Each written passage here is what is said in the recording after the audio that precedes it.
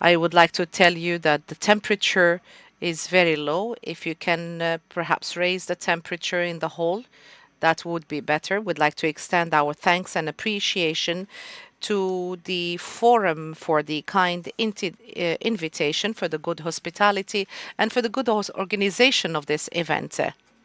We're going to have three speakers. We're going to have Dr. Asad Saleh Al-Shamlan and Dr. Shireen and Dr. Hussam.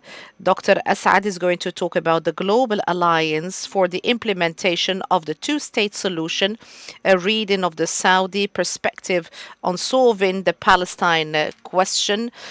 So we have with us Dr. Shamlan, who is going to start. So he's a professor of political science and head of the European Studies Center at the Prince Saud Al Faisal Institute for Diplomatic Studies. Thank you very much. Thank you, Dr. Hatim.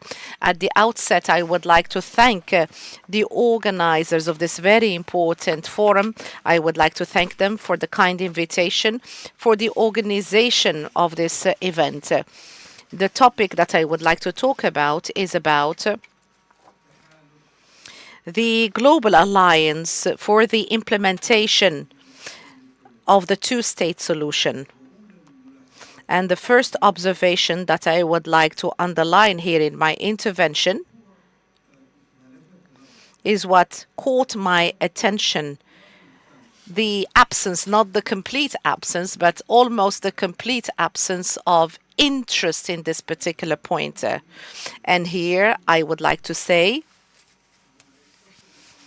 when the situation nowadays, and here I'm going to underline this point and give further details about it afterwards,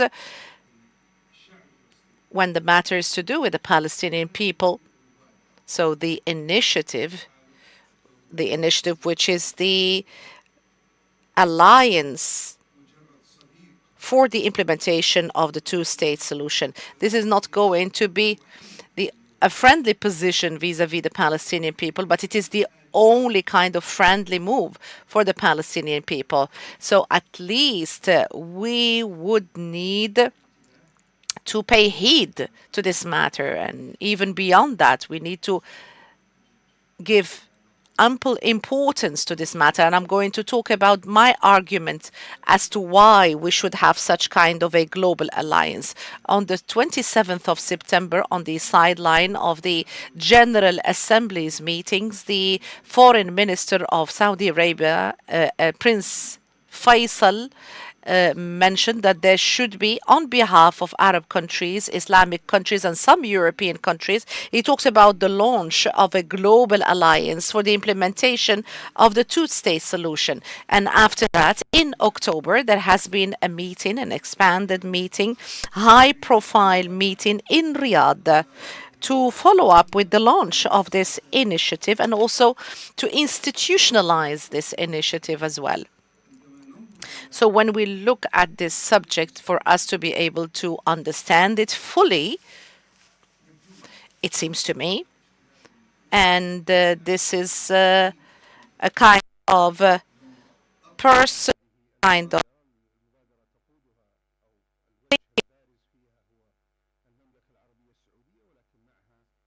I would like to tell you the initiative was launched by Saudi Arabia, not alone, with the GCC, the Islamic countries, and also some European countries. So this emanates from two main points.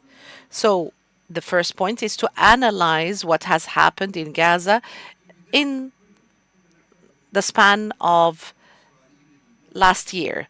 So this excessive use of violence by Israel, and this was underlined by so many observers, they say that this is an attempt to regain deterrence. The excessive use of power is an attempt to regain the power of deterrence, deterrence that was targeted on the 7th of October. This is a kind of a compounded effort to regain such deterrence. This logic, this explanation cannot continue. The situation even went beyond that. This is not only an attempt to regain the power of deterrence. When you talk about the power of deterrence, is you set rules of engagement with the enemy, whereby the enemy would be subdued, and as a result of that, this deterrence would be established. Hezbollah, at the end of the day, had subdued to the deterrence rules that have been set by Israel to the area after Litani. This is from an analytic and strategic perspective. The situation in Gaza is different. The situation is far beyond an establishment of the power of deterrence. We have reached a point where we have so many other possibilities and options beyond the power of deterrence. The situation and the possibilities that we can think about and talk about when it comes to the situation, and when you talk about the approach by Israel. So the first approach is the continuation of occupation. And with the continuation of occupation, there are some other aspects. And here I would like to talk about the transfer.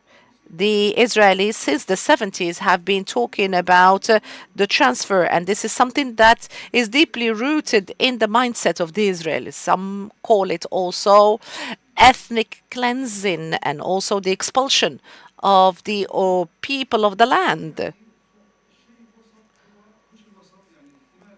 And the third possibility, so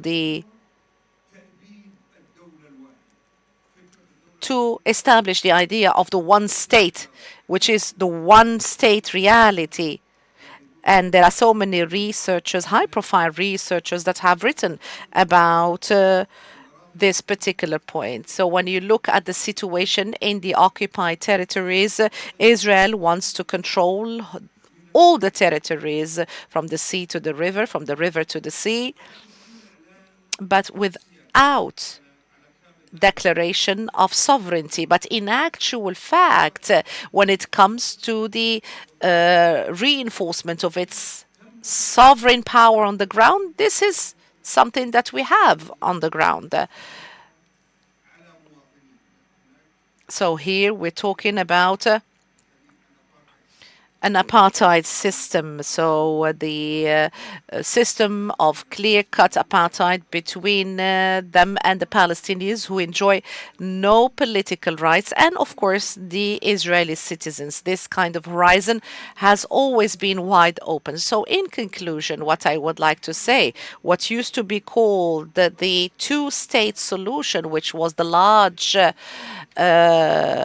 prospect, and when you talk about the regional, the international prospects, or even at the level of Israel, now it's dwindling, and now Israel directly rejects that. The Knesset has issued a decision saying that this should be part of the past. And when it comes to the general discourse in Israel, the idea of the two-state solution is considered an existential threat to Israel. So which means that those who demand such a thing, they represent a threat inside Israel. So this is something that would not be appreciated. So even when it comes to the dovish voices, including Haaretz and so on and so forth, but these voices are marginalized. So this is the margin of the margin, if we may call it so.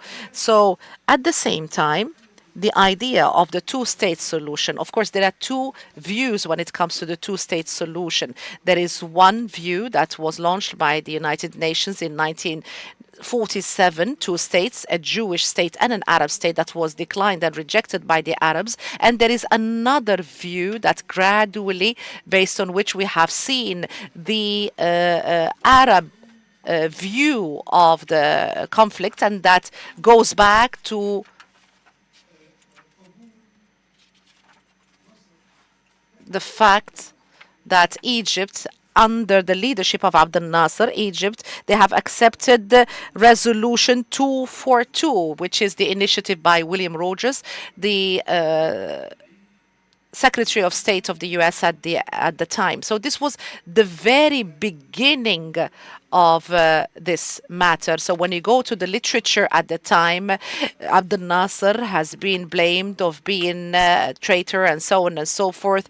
And this is in contradiction with the outcomes of the summit that was held at the time. So which entailed that you have necessarily to recognize the state of Israel. But with time, the idea of the two-state solution started growing as an idea, and we reach a point whereby it has become the common sense, the natural thing, the natural prospect. Even in the Arab world, there are talks about having an Israel state and also a Palestinian state. And this manifested in many initiatives such as the Arab Peace Initiative. And this was shared within the Arab countries and with some European countries and some Asian countries and the United States of America, which was implicitly was for such initiative. It became explicitly for the initiative during the Bush administration. And here we're talking about a general principle. So here, this topic, which used to be the Arab approach adopted by the Arabs, was based on one basic supposition, which is as follows: what is taken by force can only be retrieved and regained by force. But now we have reached a conviction that we cannot retrieve it by force, but by diplomacy. We started talking about land in exchange of peace, or land for peace. So now the only way to put pressure on Israel and to withdraw and to accept a Palestinian state is through the United States. And the only state, in my view, that is able to put pressure on Israel is the United States of America. And when it comes to this diplomatic lesson, we can get the rights that are the minimum level of rights. And the Americans have encouraged such kind of thinking. They said you have to go back to negotiations. And if you go back to the 70s, there have been many diplomatic efforts, great efforts that have been concerted when it comes to prepare the PLO in order to accept that. So the role of Saudi Arabia was an essential role, because when you come and you accept that the only way to regain these usurped rights is going to be through negotiations, through the equation which says land for peace. How am I going to put pressure on Israel is through the only power that Israel would respond to, which is the U.S. Who is going to put pressure? Who can have such possibility or capability? These are the countries that have strong relations with Saudi Arabia. We're talking about the GCC and mainly Saudi Arabia. And if we meticulously look into this matter, we have found that this has transformed the GCC countries from supportive countries. We're talking about countries that are confronting the situation and countries that support the situation. Within this framework, the GCC countries have taken the role of confrontation within this equation. And the idea is that the United States of America perhaps can move forward until we reach the two-state solution. I would like to link this to what I said about Gaza and what has come out of it. We have reached a phase whereby relying on the American tool has reached a dead end. And that is why we have to find some alternatives. So there are two main ideas behind such coalition or alliance. So first, Israel, on the ground, it announces clearly that it does not allow the two-state solution. And at the same time, if we continue relying on the United States of America, can lead Israel to accept that, this has reached a dead end. The second solution is the two-state solution. And for matters to do with principles and with the interests of the GCC countries. So these are not people who are going to stand with a principle just for the sake of it. Yes, it is a principle, and Palestine is part and parcel of our causes, and this is a principle. But at the same time, there is a matter of interest, which is to contain radicalism in the region and so on and so forth. There are so many strategic interests that intersect with this matter. This is a national strategy for the GCC countries, including the Kingdom of Saudi Arabia, is to have a Palestinian state established. So the other idea, when we talk about the two-state solution, this is fading on the ground, but we have to respond to the challenges by Israel. Yes, the two-state solution, the solution of one state is not going to be accepted or approved, and you cannot abandon the Palestinian cause because it is essential from a strategic and moral perspectives, and of course transferring the matter from the level of Palestinian-Israeli negotiations, a demand that would be supported by the Arab states, the idea of Oslo and so on, into an international demand. So when we talk about the alliance, we are talking here about a kind of an international system. I do not like the name of international community because the international community, as opposed to Israel, those who concerts the importance of the Palestinian state is not only Palestinians and Arab countries. No, this is not only related to the Palestinian question or cause, but also the respect of international law, and also to also respect and uphold the normatives that regulate international relations. There's so many bets on this matter. So transfer it from a mediator, which is the US, into a confrontation between this community, this alliance, and Israel. And I said it very frankly, when you look at the matter very clearly on the ground, if we would like to talk about what is happening on the ground and not only lying on these slogans, we need to unify the ranks inside Palestine. What is happening, what exists is not reasonable, and even Palestinians say that. But this is the day where we can achieve the hope that we need to concert, to reinforce. And there are serious efforts, real efforts, I have to say. But at the end of the day, it is very important to reflect this international or global component, because the ideas that we have amongst Arabs and Islamic countries, that it is Islam as opposed to the West, or the Arab countries as opposed to the West, and so on, this is an idea that should be fought, because it would give rise to some dark powers. Yes, there are some European countries and the US who are for that, but there are some other countries, including European countries, who are within the same framework of thinking that we are thinking about. But we need to unify the ranks within Palestine of the Palestinians when it comes to the public opinion of the West. Is going to be useful, of course, but there are things that we have to pay heed to. There are certain nuances that we need to pay heed to when it comes to certain analytical matters before we really rely a lot on this particular point. So the moderator is reminding me that my time is up. I'm going to stop here, and we're going to discuss further during the Q&A. Thank you very much, Dr. Assad. Very enriching contribution, and I'm sure the floor will have many questions. Now we have Dr. Shireen from Cairo online. She's an assistant professor at Cairo University, and her paper will be on the Palestine question in the US-Saudi relations, the period between 1933 to 1953. You have 15 minutes.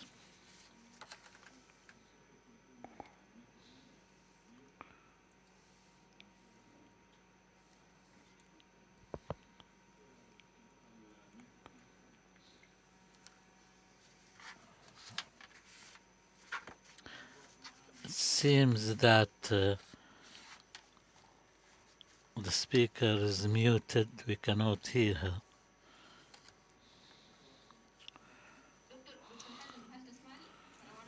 Alaikum salam. Can you hear me now? Yes.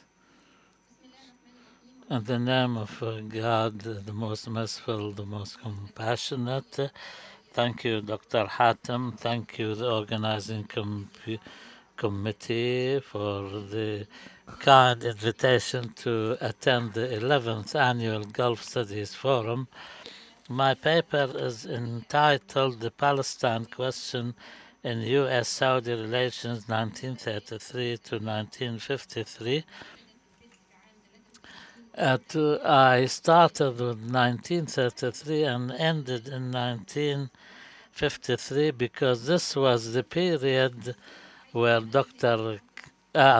King Abdulaziz was ruling Saudi Arabia, and the diplomatic relations were established between the Kingdom of Saudi Arabia and the United States of America, and then the beginning of the Jewish migration, then the Palestinian Revolution of 1936, then World War II, and the relations between the US and the Kingdom of Saudi Arabia, which ended up with a strategic alliance, and the United States becoming the strongest ally of the Zionist entity which was established in Palestine.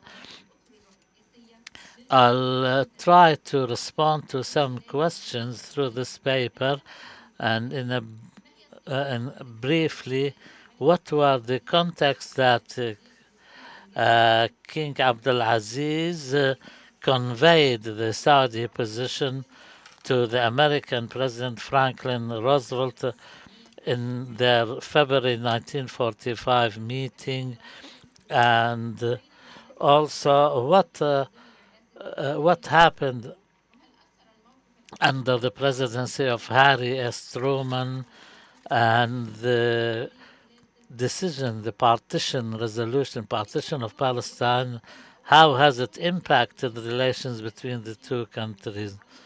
The policy followed by King Abdulaziz was based on two pillars. First, to unify an Arab position vis-à-vis the Zionist project, and secondly, to try to impact major power, especially the United States, to convey the position of the Arab people, to secure its support, or at least its neutrality, because of the importance of Saudi Arabia after the discovery of oil. And Roosevelt was a supporter of establishing a homeland for the Jews in Palestine, and the Palestinian question was strongly present during and after World War II. The first context of exchanging views in a series of correspondence between Roosevelt and King Abdulaziz, and on 19th of November 1938, regarding the developments of the Jewish migration, which will lead to the establishment of a Jewish homeland, which will in turn have grave consequences for the peace and stability of the Middle East. In February 1945, the meeting was held, and the correspondence by King Abdulaziz, including warning against the increased number of Jewish migration and calling for ending that, and to refute all the allegations by the Jews that they have a right to in Palestine, and the Arabs had no moral responsibility in the suffering of the Jews in Europe, and that responsibility lies entirely with the Europeans. And Roosevelt in turn expressed the sympathy of the United States to establishing a homeland, and Roosevelt was hoping that King Abdulaziz will help in solving the question of Palestine, And for this reason, the Roosevelt tried to arrange a meeting between King Abdulaziz and Haim Weizmann, and King Abdulaziz refused that, and he did not allow anyone else to attend the meeting on his behalf. And King Abdulaziz's animosity towards Zionism was strong indeed, and this was an established fact. And Roosevelt thought he will stand strongly against the establishment of a Jewish homeland. But despite this position did not have a negative impact on the development of relations between the two countries. And in 1945, a meeting was held on USS Quincy in Egypt, and Roosevelt had in mind the achievement of two goals. First of all, to solve the Palestinian Jewish question, and also the strategic importance of securing American and Saudi relations to secure the supply of oil. And Roosevelt was trying to convince the king of accepting the establishment of a Jewish homeland in Palestine in return for assurances for the Palestinian rights, and the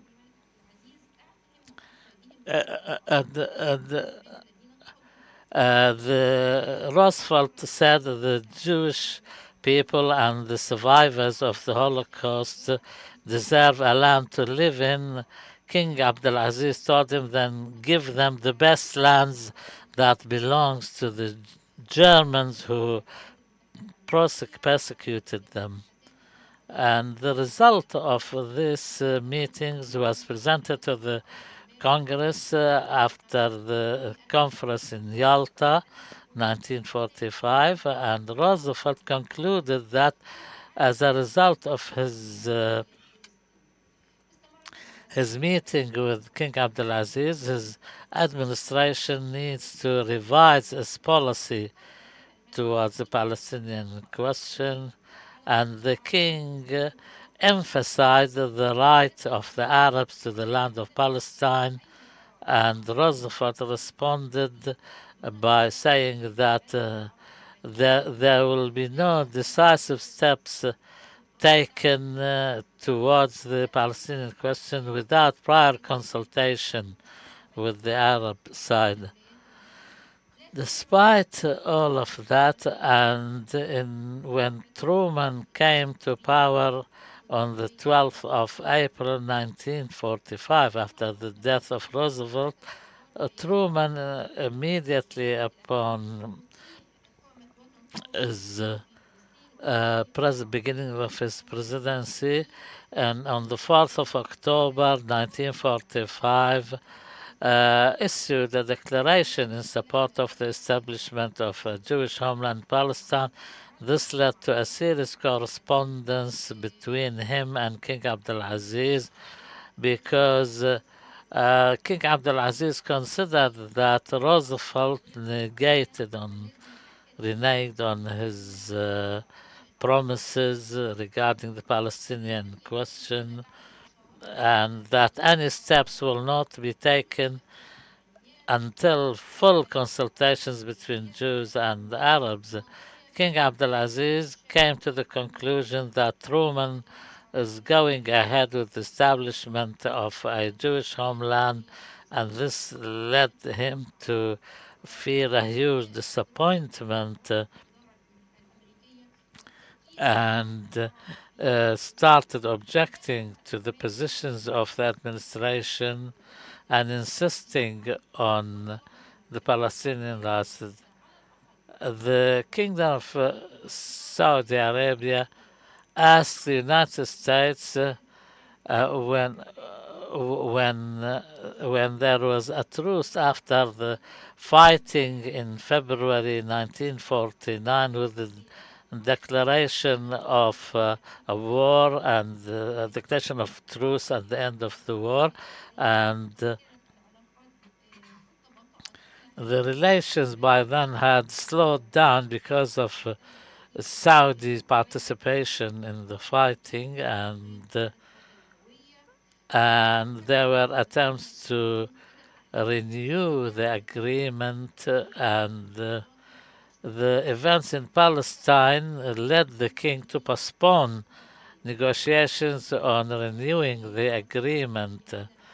Yet the administration was sure that the king would not order the Americans to vacate the air base because of America's position regarding the establishment of a homeland in Palestine. Despite the friendly diplomatic discourse throughout the correspondence between King Abdulaziz and the American presidents, the Palestinian cause remained a cause of difference between the Kingdom of Saudi Arabia and the United States of America. King Abdulaziz, whether through his correspondence with Roosevelt and Truman or with the different diplomatic missions that he sent to the United States, continued to express his objection to the establishment of a Jewish homeland in Palestine, emphasizing the rights of Arabs and the rights of Palestinians are confirmed by history and geography. In actual fact, we cannot deny that through this correspondence that the American administration and the Zionist voice within the administration was not the only voice, but through the historic documents we understand that there was another Arab voice from the early stages of the correspondence between Abdulaziz with Roosevelt and Abdulaziz with Truman, and also through the meeting on the USS Quincy in Egypt. In this meeting, King Abdulaziz managed to create a noticeable change in the position of Roosevelt towards the question of Palestine and secure a promise from him that the Palestinian question will not be dealt with, and American support to the establishment of a Jewish homeland in Palestine will not be determined finally except after an agreement between the Arabs and Jews and after full consultation with the Arabs. But ultimately, the end result that the Saudi voice and Arab voices which were within the American administration were not enough to change the established American political doctrine because of the intertwined interests of Zionism and the US administration, and what this paper, in its reliance on the published documents by the State Department and unpublished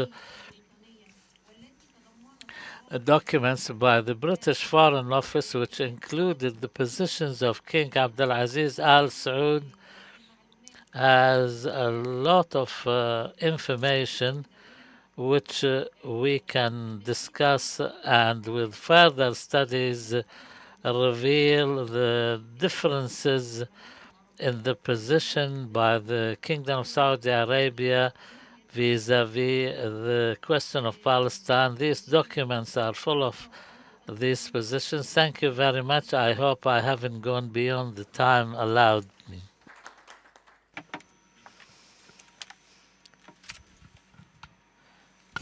Thank you very much. I think we had some jamming, I guess, as a result of the sound of the mobile phone. So now would like to give the floor to Mr. Hussam Al-Sayyid Zaki Shalabi, who's going to talk about the uh, Oman and the Palestinian question, 1917-1948, indications of early Gulf interactions on this matter. So, Dr. Hussam, who is going to be with us now, is an assistant professor in the Department of History and Civilization at Al Azhar University. In the name of God, the most compassionate, the most merciful, at the outset, I would like to thank the Arab Center for the good organization and the good hospitality. GCC countries are some of the most important states that support the Palestinian cause, and the studies have not shown the root causes of such kind of interest. So we talk about the interest that started in 1936, and we have had so many documents that have revealed the reason behind, and also to have some sources such as contemporary accounts and so on and so forth. That is why the position vis-à-vis the Palestinian cause had to be reinforced or underlined through the crucial states, Oman and the Palestinian question. So the statements have been discussed amongst the pearl traders and the Arabs who did not understand at the beginning the danger of the Balfour Promise, and after that we have seen an increased awareness about this particular cause in the different states of the coastal area. So there have been a number of articles that have been published and disseminated through post and so on. This shows that these states have been influenced and impacted by the Balfour Agreement or Promise, and there were so many uh, views that have been expressed about this particular matter, such as Hamad Al-Aqili, who was born in 1955. Al-Aqili, as a poet, was very much influential in the GCC. He was very much close to the leaders in Dubai.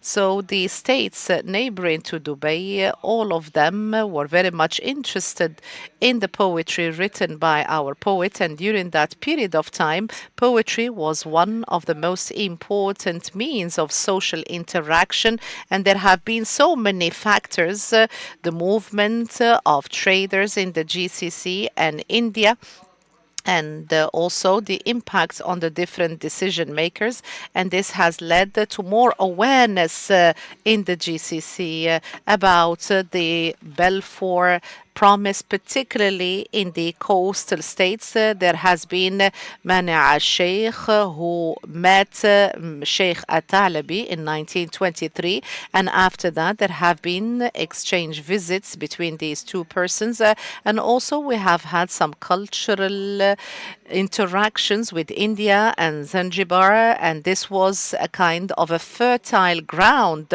for many newspapers that spread, such as Al-Falaq newspaper, and some Palestinians also went to work in the GCC, particularly in Oman, where they held very leading positions. We have Suleiman Al-Baruni, who also impacted political and intellectual life in Oman.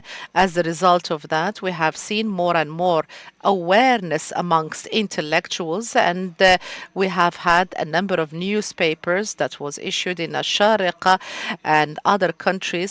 These kind of newspapers reflected the situation in Palestine, and also knew the participation of many authors and poets that talked about the different phases of the Palestinian cause. So why haven't there been any aid that was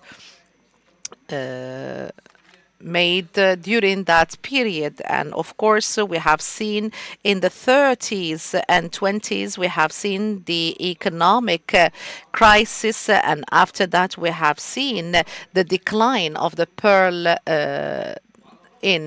industry in the GCC as a result of cultured pearl that saw its height during that period as a result of the manufacturing that was carried out in Japan, and there was a committee that had its headquarter in Bahrain in order to relieve the Palestinians, and also there have been also attempt to try to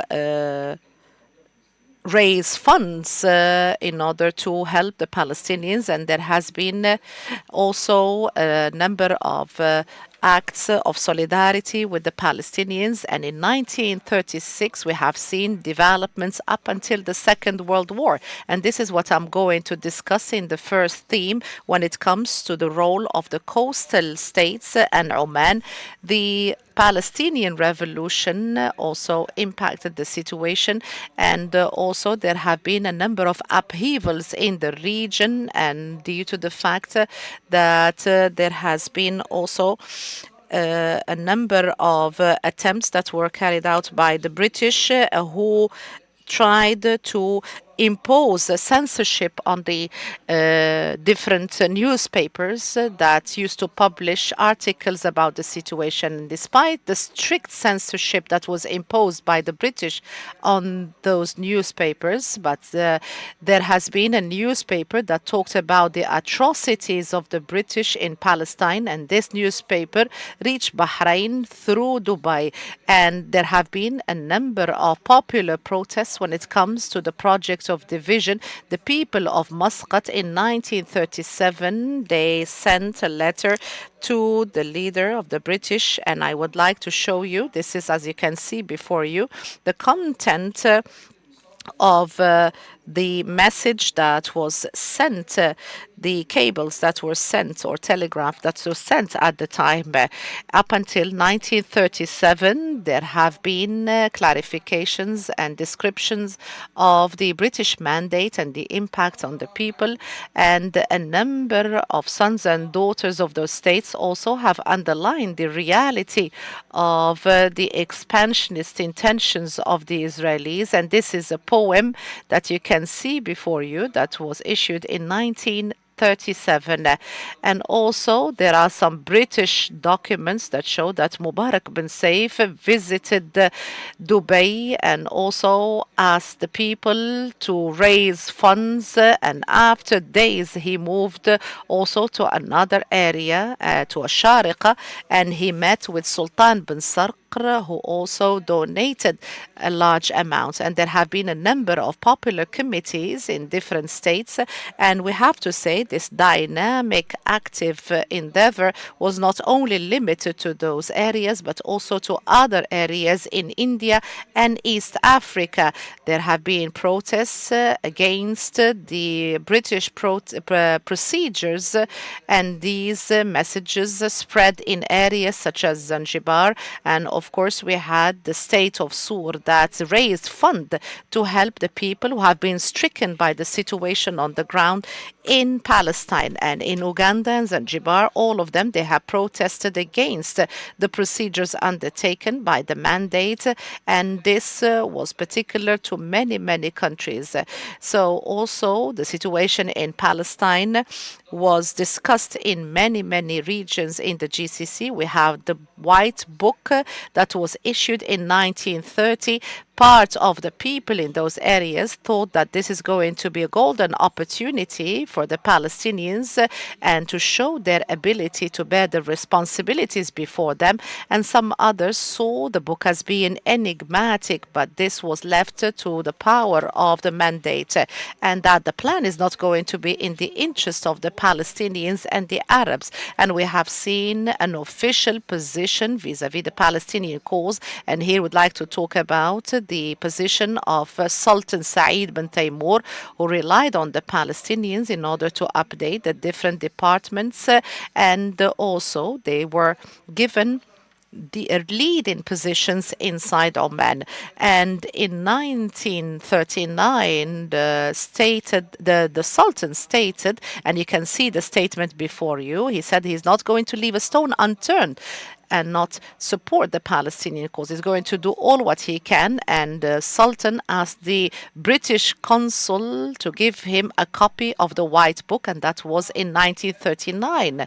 And close to the end of the Second World War, Sultan, on his journey via Egypt, he said that the aim of the visit was personal, and there was a blackout in the different newspapers about the reason behind the visit. The visit showed that there was a GCC interest in Palestine. And also the events of the Second World War, of course, they got a kind of larger coverage in those newspapers. And of course, we have seen the popular interaction with the events in Palestine. And Sheikh Ali bin Abdullah and Sheikh Al Harsi from Oman, they visited the British official in 1945, and they expressed their concern with regard to the incidents in Palestine. At the end of the Second World War, the Palestinian cause came to the forefront after the war that erupted in 1948. And this is what I'd like to talk about in the fourth theme of my research.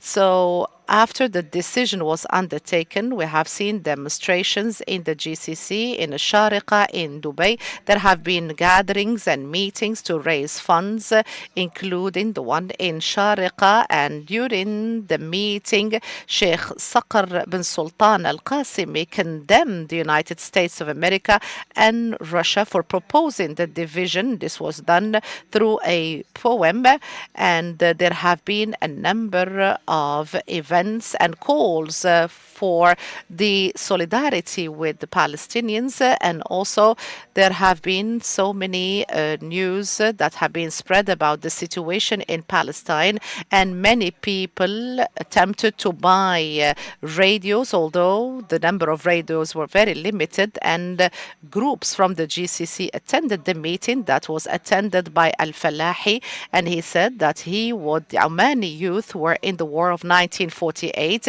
and when the door of jihad were open, many people from the GCC went to Palestine, and their names remained unknown because they anonymously went there without declaring their efforts. And Al Falaq newspaper in 1948 had a statement of people who raised funds from Zanzibar, and this included a number of Omani and Arab men and women. And there have been demonstrations in the Emirates. In Sharqa, Sheikh Saqr delivered many khutbahs about this, and he had also his famous poem where he called for the defense of Palestine through the use of weapons. And these are some lines of this poem. These were some of the most important manifestations of the support done by Oman and many other states in the GCC, including the contribution of Sheikh Hamad bin Abdullah, since we are in the state of Qatar, Sheikh Hamad bin Abdullah Al Thani in 1948, where he was on his deathbed. He also donated large amounts of money.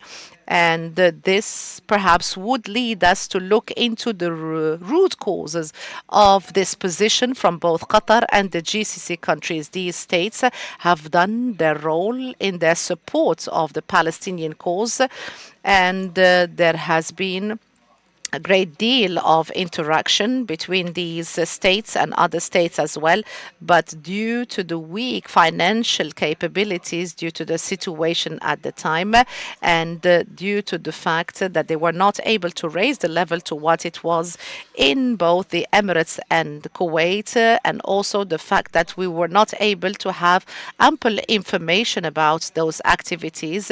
So the last of those states that were able to discover oil, and due to the weakness of the economy, they were not able to reflect that in the newspapers as it was the case with the other states. And At the end, we can recommend that think tanks, research centers should work in order to accumulate and gather all the articles that have been written with regard to the Palestinian cause and the position of the GCC and the different states in their first phases in order to accumulate all the information relevant to the Palestinian cause. Thank you. Thank you, Dr. Hussam, for this paper, and in it you have expressed the truthful states' positions vis-à-vis the Palestinian question. Now we open the floor for your questions. Please state your name and affiliation and pose your question and make it a pointed one, please. Thank you for this session. Very nice indeed. If you allow me, please, I don't think the main question is, do the Gulf states advocate for the Palestinian cause or not? The question is definitely yes, but there is a difference in the understanding. I'm talking about the medium to the latest phase of the Palestinian question and the position of Gulf states. I have a feeling that there has been an attempt to demonize Gulf states, especially Saudi Arabia, because of this attempt, the difference between the so-called the access of opposition and resistance and the access of rationality or Arab rationality. We have a problem with the terminology here. We have to clarify that what we have here is not colonization, it is settlement. There is a difference between the two, and we have to be more accurate in the terminology we use.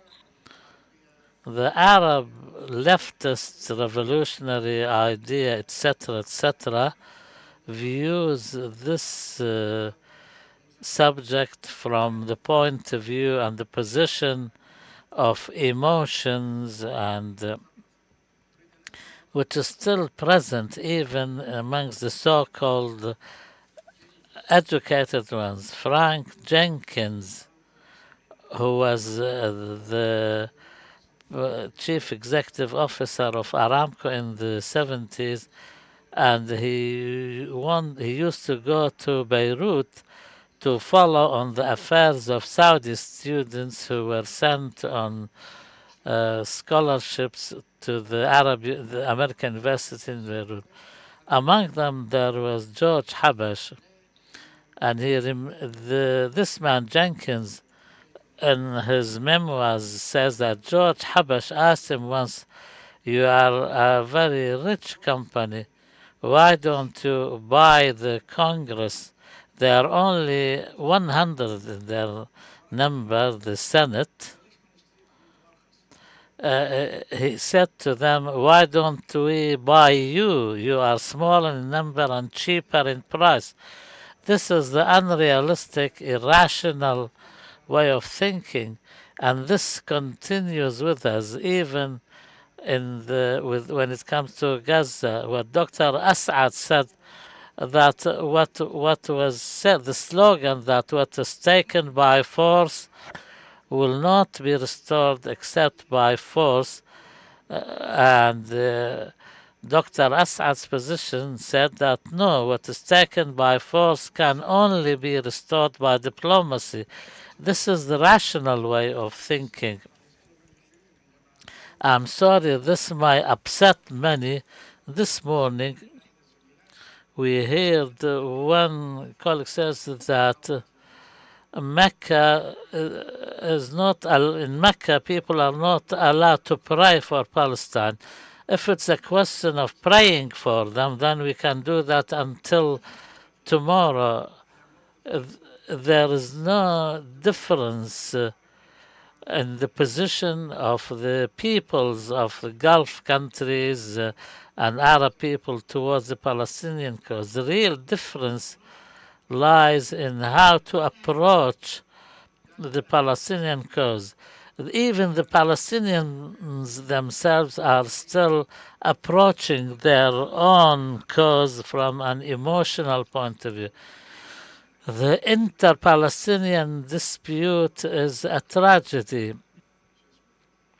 After the killing of Haniya in Tehran, one speaker, one Palestinian speaker, said again that we want to liberate Palestine from the river to the sea.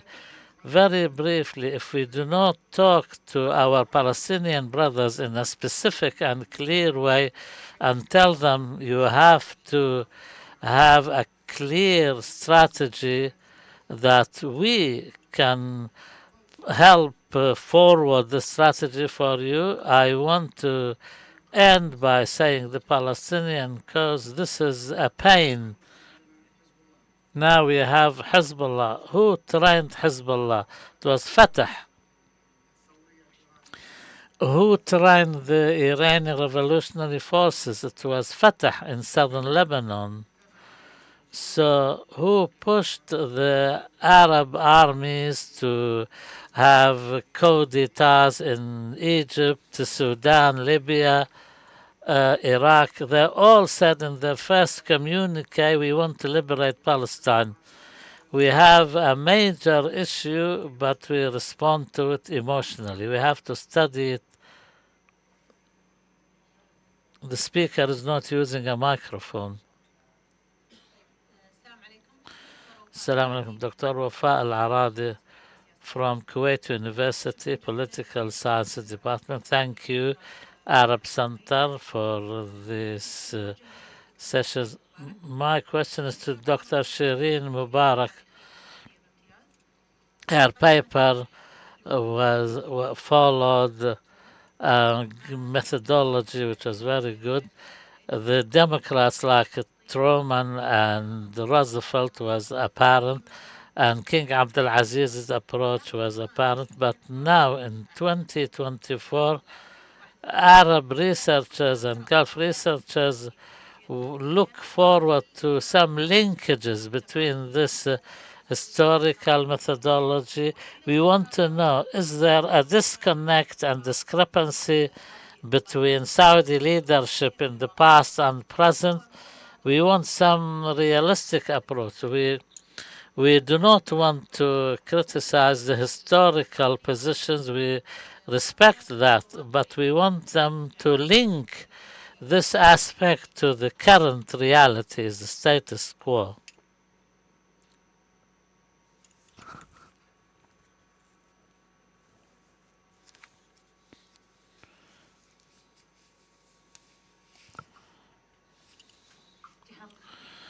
Tiham al-Khatib from Kuwait. My question to Dr. Asad. Thank you for the paper. A few months after the partition decision in 47, more than 700,000 Palestinians were expelled and huge parts of Palestine was occupied. Israel wants expansion, not solutions. Until now, we do not find any borders, defined borders. This is a British solution to establish a Palestinian land with a Palestinian state with a Palestinian state on parts of Palestine. But Israel succeeded with the help of Zionism at large and America. They go ahead destroying any aspect of the two-state solution. You said we have to be realistic. The reason why Israel has not annexed completely on the West Bank, because Israel doesn't want Palestinians to stay living there. Gaza is destroyed, full of bodies, children and women's body. What Israel wants is to divide the West Bank into small parts with no real prospect of a state. How, this the two-state solution is not up to us accepting or working on or not. It's unachievable because of the realities imposed by Israel and America. مرحبا، شكرا لكم. سأطرح سؤالي باللغة الإنجليزية.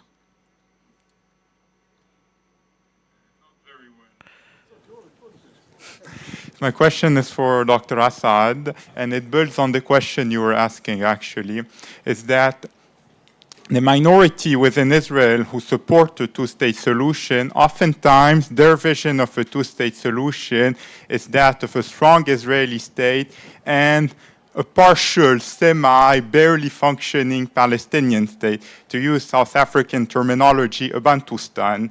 So this alliance that you were mentioning, and talking about to build a two-state solution, how can it push back against this Israeli desire to have a subservient, semi-functioning, open to Israeli infiltrations, between brackets, Palestinian state? And I have in mind, for example, the plan that new President Donald Trump proposed with Jared Kushner in 2020. Thank you. شكرا سيد الرئيس. في الواقع هناك عملية تسطيح لقضية فلسطين. Turning the question of Palestine into a superficially flat thing, just quickly passing by without delving deeply into the roots of it. Regarding the terminology, in the time spanned, the period was called the coast of Oman, the Trussel coast of Oman. And I go back to Dr. Asad al-Shamlan, and with all due respect, there is talk of two states, the alliances, and somebody said he wants to liberate Palestine from the river and the sea, and we must protest against that. Israel says it's a state from the Euphrates to the Nile, but nobody objects to that. So why is it that when we call for the liberation of Palestine from the river to the sea, people start objecting and protesting and saying this is irrational, unrealistic, emotional, has no value?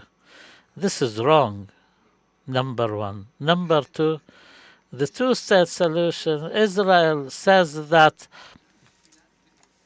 our states from the Euphrates to the Nile, and we want a state on what remains of the 1967 borders. This is also rejected. We have to give concessions, and we have to give up our natural rights of Palestine, which is from the River Jordan to the Mediterranean, only to call what the United States or Israel can accept. The international coalition, which was held in Saudi Arabia or elsewhere in the world, 54 countries or so, not one single Arab country which stood up and took a decision. The best speaker in that summit meeting was the representative of Indonesia. So what you're talking about this alliance or whatever, it has nothing to do with reality. It's a thing of the past. It's a theoretical thing. I remind you of 1967, the Arab position made Charles de Gaulle completely stand against the Israeli aggression and boycott Israel because it was the aggressor, because because there was Arab solidarity with the Palestinian cause. In 1973, Arab petrol managed to impact because there was Arab unanimity, Arab peoples. We only have Arab governments. They only see one thing: there is a bogey called Iran, and we need the protection of Israel. But the 7th of October has proven that Israel itself needs protection. That's why we had the American Navy coming to the area to protect Israel. Now they want the Gulf countries to protect Israel from Iran. So that's why we have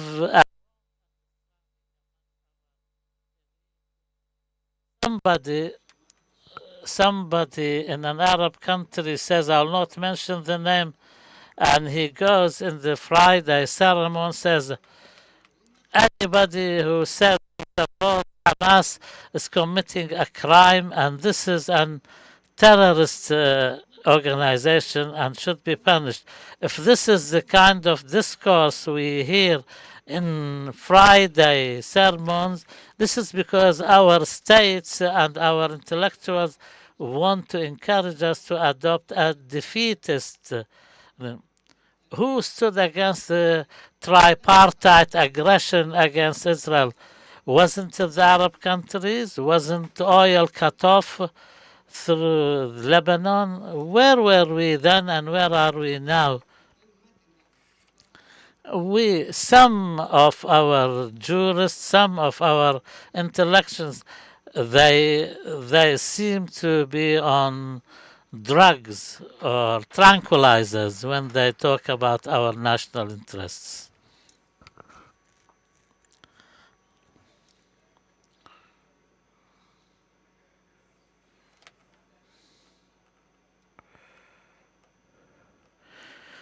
We cannot hear speakers without microphone. Thank you, all the speakers, and I would like to say the following. First of all, in view of the ongoing discussions, is the Zionist project aimed at Palestine only, or is it targeting the Arab countries, Arab Orient? Everybody knows some facts.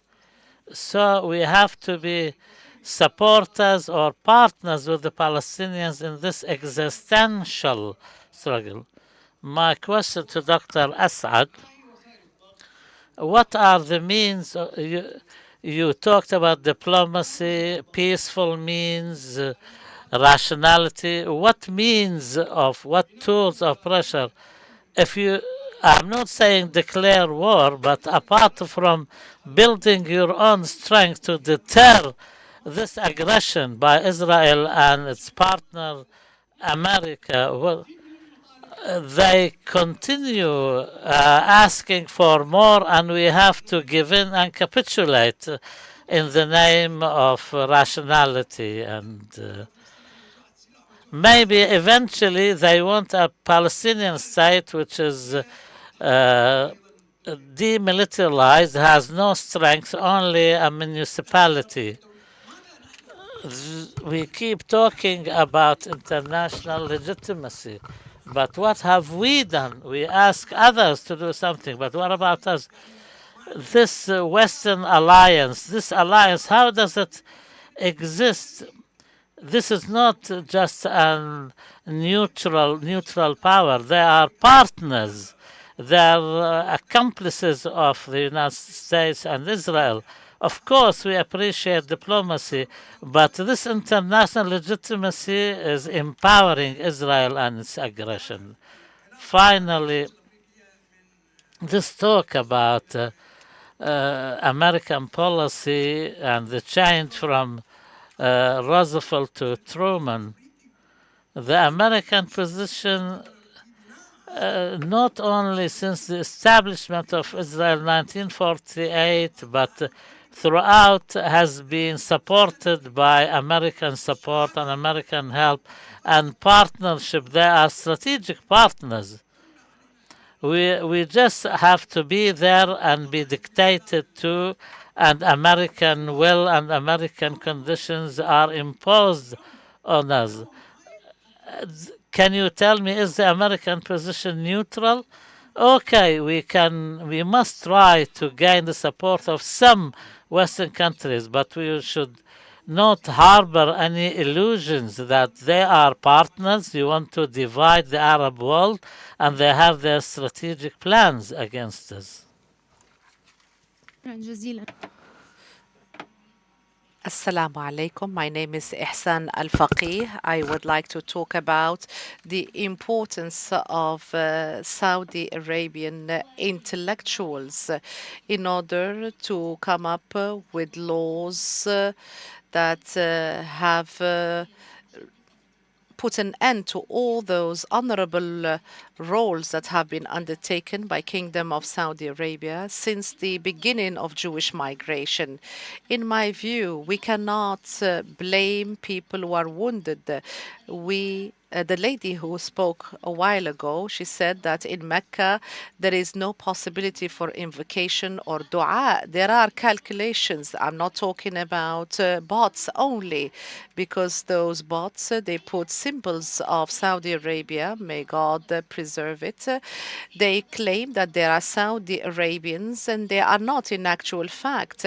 And there are some other speakers who do not speak reasonably as you do, rationally like you do. They want the Palestinians to not to give in to those who have deprived them from their basic rights. So when you ask the Palestinians to concede, to make concessions, you're going to mobilize your own people. You have to surrender. Sorry, if you are fought by others. So we are mobilizing our people to be defeated. Saudi Arabia should be like it used to be in the past and up to the level of its power, in keeping with the real men in Saudi Arabia. We know them, we know their roles, we know they are not pleased with what is happening. There should be laws that would try to limit and put an end to those accounts that try to harm the Kingdom of Saudi Arabia. What Shireen had said was great. If there is a document about the exchanges and communication between King Abdulaziz and others, they were said that this was bought through the use of Saudi Arabian money, because these bots, these accounts, has not given us the opportunity to talk about the real and great roles that were played by Saudi Arabia. Thank you.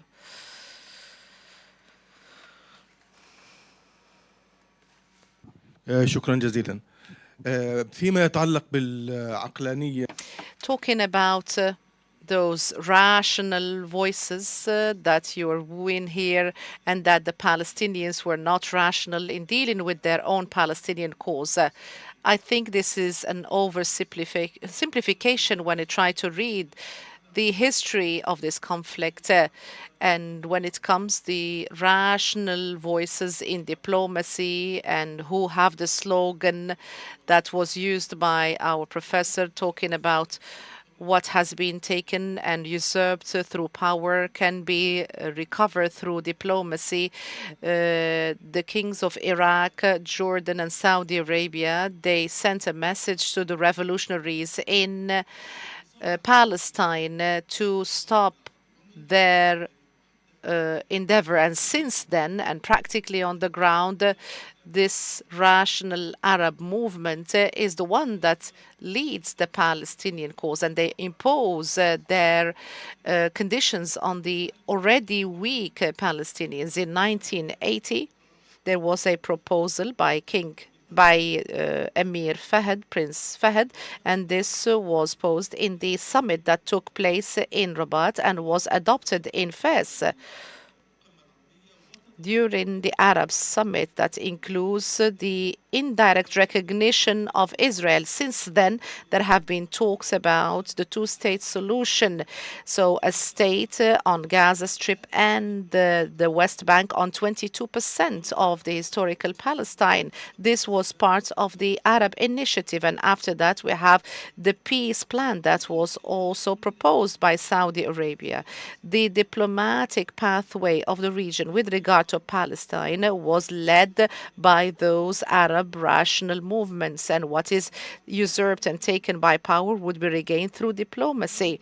So now what is happening is the outcome of all that. So accusing the Palestinians that they have not accepted what was proposed to them and that they wanted to liberate their lands and so on, this is not consolidated from a historical perspective. When we try to say that this person said that and that person said that, this is very weak journalism. But historically and academically, if you would like to trace this pathway since 1936 till date, then we realize that this pathway is the pathway that was established through what was said to be what you lose through power can be regained through diplomacy. This is the movement, which is the rational movement that has led us to what we are, to where we are now. There are peace of agreements that were signed with Israel in addition to Oslo. When we have had this agreement with both Egypt and Jordan, has Israel respected these agreements? What has happened in the West Bank? Is the economic situation better? Let's be realistic, as Dr. Haroubat said. Let's go back to history, not refer to this or that and what they have said. Let's talk about facts. The Arab systems and regimes failed in achievement and achieving any development. So this was said by the deputy foreign minister of Spain. She talked about Palestine from the river to the sea. Who could have imagined these demonstrations taking place in the different U.S. universities? Was King Faisal not rational when he said, I want to pray in the Aqsa Mosque? Sheikh Zayed, when he talked about Arab blood is no dearer than oil. No, let's read history and look and listen to what Smotrich and Netanyahu say when they talk about the Torah and also the map that would include Saudi Arabia and so on and so forth. So, thank you. We have taken a large number of questions. We do not have enough time before the break. We can continue with the discussion afterwards. We only have a limited period of time available for the panelists to respond to your queries and questions. We cannot hear the intervention by the gentleman from the audience.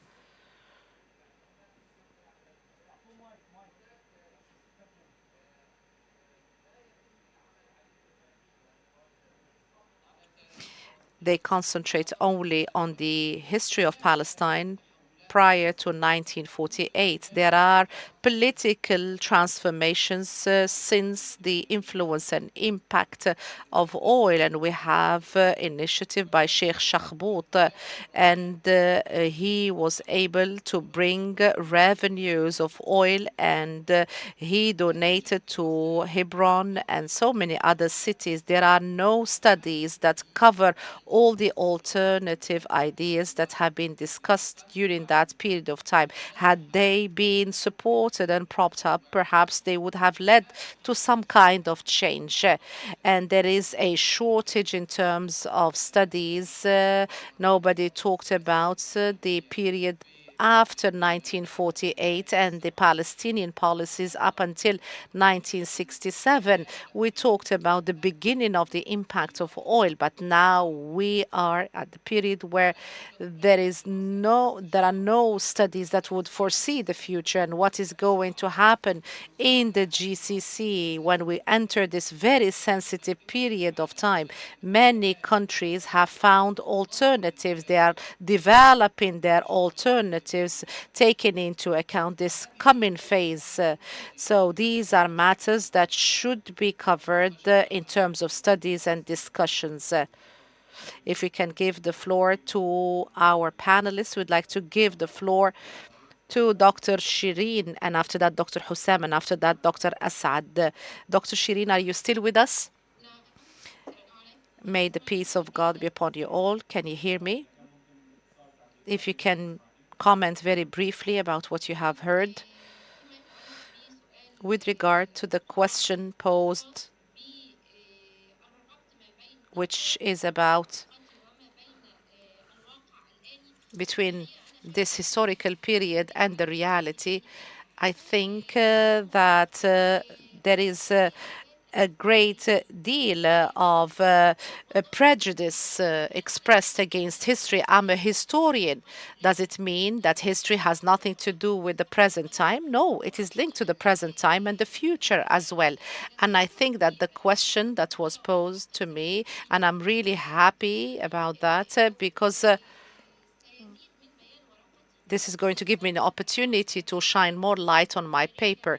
Is there a continuation between the policy of Saudi Arabia in this period of time that was covered by my paper between 1936 and 53 and the current policies of Saudi Arabia? Very briefly, Saudi Arabia since the era of King Abdulaziz, since the London Conference in 1935, which is the round table that was dedicated to discussing the Palestinian cause. They rejected the possibility of having a homeland for the Jews. And since then, Saudi Arabia did not accept any policies from the U.S. Policies supportive of Israel, but at the height of the oil production, this was used as a tool to change the policies of the United States of America to put pressure. The Kingdom of Saudi Arabia was not able to invest this particular weapon. I'm talking about the timing in particular, talking about 1933 to 1953. Saudi Arabia was moving through a very pivotal moment. So there have been so many internal and external risks which made the relationship with the US a strategic relationship within the framework of the preservation of the kingdom. So this does not mean that there were relations between Saudi Arabia and the US despite the differences and disparities with regard to the Palestinian cause. Have they abandoned the Palestinian cause for their own interests? They tried to strike a balance here. This was carried out by Saudi Arabia. They tried to preserve their own interests. They try to align this policy. This is very briefly. So perhaps the paper perhaps is worthy of further discussion, but this is just in answer to the question that was posed to me. Thank you very much, Dr. Shireen. Dr. Hussam, go ahead. So I clarified the areas and states that are covered by the paper. So when we talk about sciences and sources of knowledge, they complement each other and they are not in contradiction with each other. So that is why I call upon you not to have any prejudices against these sciences. So these sciences or sources of science complement each other. Thank you very much. Frankly speaking, I feel that I was not able to bring to you what I wanted to say, because what I said has nothing to do with some of the things that have been expressed. I feel as if we live in different eras, different orders of temporality. And this is one of the problems that we are facing. So discussions should be cumulative. And Dr. Khalid is a friend, and I know him for quite some time. He commented on what I said. Perhaps he didn't hear what I said.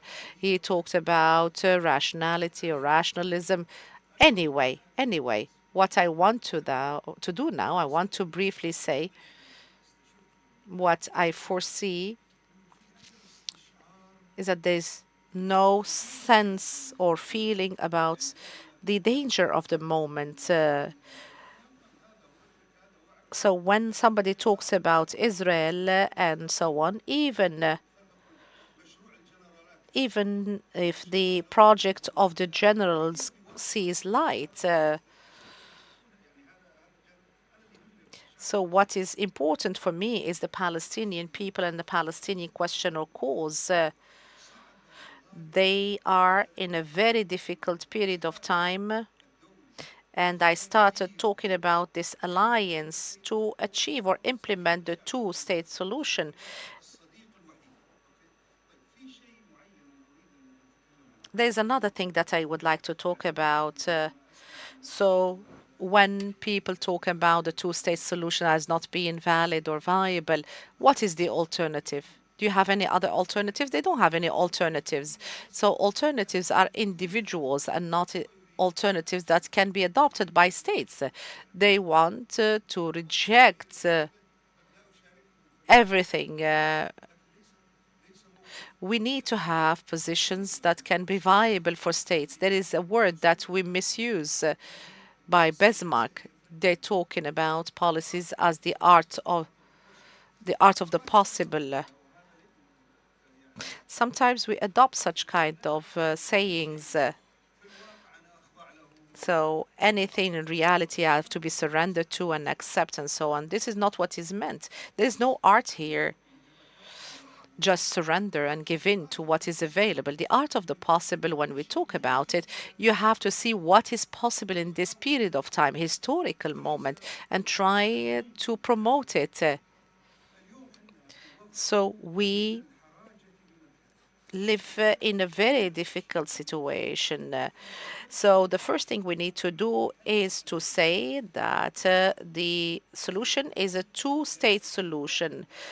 Otherwise, what is going to be established is the one state from the river to the sea with an apartheid system, and some would resort even to expulsion, ethnic cleansing, transfer of people. This is a very, very difficult and dire situation.